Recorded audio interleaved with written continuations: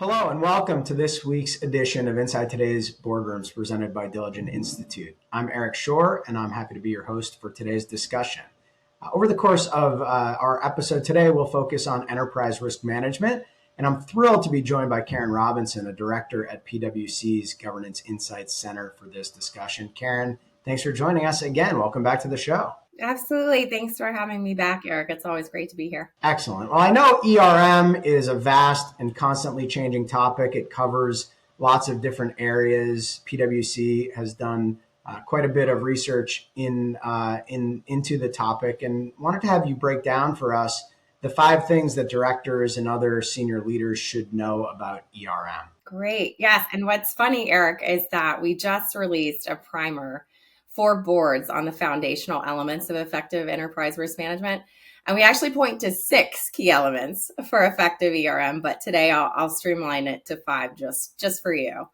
But before I do that, I do want to give a bit of context. And this shouldn't come as a surprise, but not all companies will have a robust ERM program, particularly in industries or sectors that aren't required to. But even if a company doesn't have a sophisticated ERM program, boards still have to understand the company's risk management strategies and how they're being operationalized for them to be able to oversee the company's top risks. So the 5 things I'm about to share are foundational elements that the board should look for, regardless of the maturity level of your company's ERM program.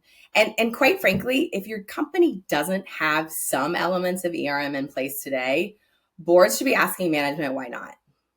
Okay, so the top 5 things directors should know about ERM. And yes, that sounded a little bit like a late night show, but here we go. So first, ERM should tie to the company's corporate strategy.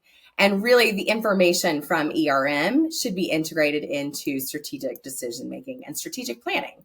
Leaders should never talk about strategy without talking about risk. And you can't predict all black swan events, but you can consider risk to your strategy. But for some reason, companies still tend to separate risk from strategy. This could be because of traditional ERM, which focuses more on threats and playing defense. But I want to point out risk isn't a bad 4-letter word.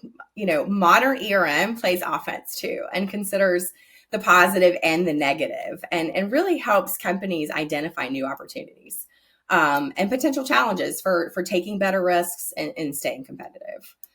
I would say second, it's important to have a risk strategy and governance structure in place to oversee enterprise-wide risks. So the best ERM programs, they're well-defined, they have a clear value proposition, and they have a plan to operationalize ERM across the organization. And from that strategy comes the governance, right? So the roles and responsibilities for overseeing and managing risk. And that's all the way from the board to executive management to individual business units and functions. And what this means, so at the board level, it means defining who has responsibility for risk oversight. So here, often it's the full board, but then oversight of the risk management process might be delegated to the audit or risk committee. And then discrete risks may be allocated across the committee structure. And then at the management level, it's really important to define who the risk owners are and how they're going to be held accountable for managing risk. So that brings me to number 3 on the list. So create a formal risk leader or function to lead ERM. Even companies that I work with that don't have robust ERM programs, they still have an executive sponsor that's leading the charge, maybe not a formal CRO. I think the important thing here is that this person has to have a certain level or stature within the organization to have credibility with both management and the board and really be able to influence accountability and oversight. And it's vital to have a central role or function that coordinates risk management activities across the organization and helps to build cross-functional collaboration, better information sharing. So this brings me actually to number 4 on the list, leverage ERM for what I call integrated risk management. So this is important, I would say, particularly for companies that don't have a GRC tool. The easiest way to get value from ERM is integrating how you already operate. So building a streamlined ERM program that proactively integrates risk management into your existing business processes. And what you can do is you can draw up information from these processes and look at all of the information holistically. And I guarantee you'll get a different view of risk that didn't exist before. And the ERM function really supports this by establishing that common framework to drive connectivity across business functions and harmonize the risk information that you're getting. So this kind of highlights a greater need to consider that single risk leader with ownership of enterprise-wide risk. And this is particularly relevant with the new SEC cyber rules, and making sure that the board understands how discrete risk areas like cyber are being integrated into the overall ERM process and in the company's risk profile. And I would say last, but definitely not least, so number 5 on the list, establish a risk appetite and key risk indicators, so KRIs, so that the organization has a framework for discussing and escalating risk. The risk appetite defines the level of risk an organization is willing to take, but it sets those guardrails for risk management. And the KRIs act as early warning signs, so whether a risk is within the company's risk appetite.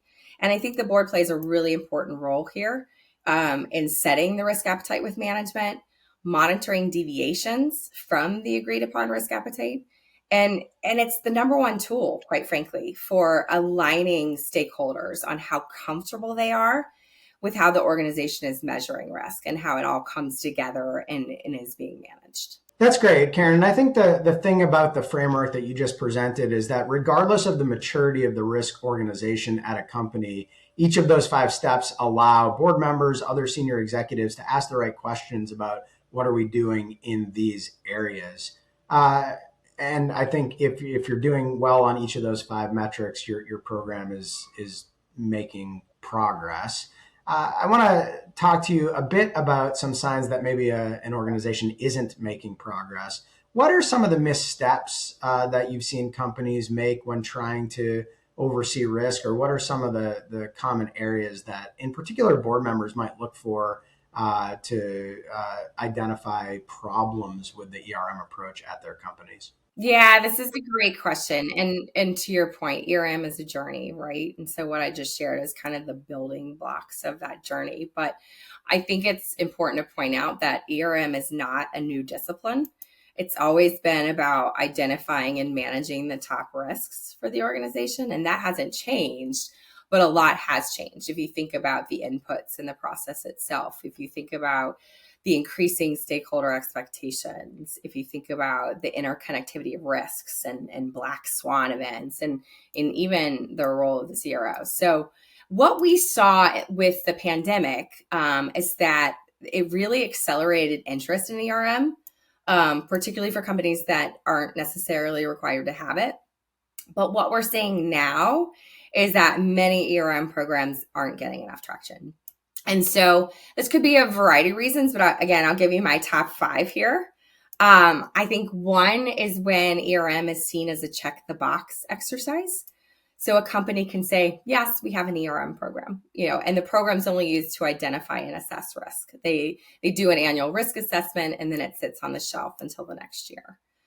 I think number 2, when there's limited buy-in from the top. So tone's important here. If executives don't see the value of ERM, the rest of the business won't see the value either. So this goes back to culture and how ERM is communicated. And I like to say this, I look at ERM like a seatbelt. I wear it so I can go faster. It doesn't stop me from getting where I'm going. And I think it's important to make sure that is communicated throughout the business. Which brings me kind of to the next reason. So number 3, I think, is when business units see ERM as a nuisance rather than a resource. So every business unit already manages risk, but they operate in silos. So if allowed in, ERM can really help align functions and get the organization looking at the right level of risk.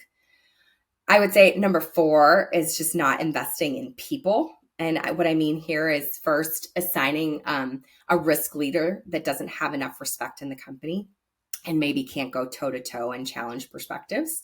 And so risk doesn't get a seat at the table.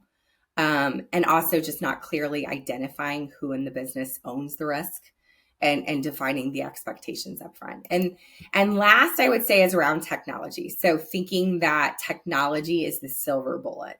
Many companies have moved from spreadsheets to GRC tools, but a GRC tool is not going to solve for ERM unless you already have a strong program and processes in place. So those would be my top 5, I guess, common, what we see in the market, what we see as to why programs aren't getting enough traction. I mean, ultimately, you want your ERM program to add value, not just value protection. So it's about how can companies bring ERM to life and build it into the rhythm of their business. Thank you, Carin. You promised us 5 tips. We left with 10 tips. Unfortunately, that's all the time we have for today, but I think a lot for people to think about as they oversee the ERM approaches that their companies are taking. We appreciate you taking the time to join us on the show today. For those looking for more good practices and tips, please be sure to check out the PwC Governance Insights Center website, where you can find the report Carin mentioned and other great content on this topic. We will be back next week with another edition of Inside Today's Boardrooms. Thank you for watching.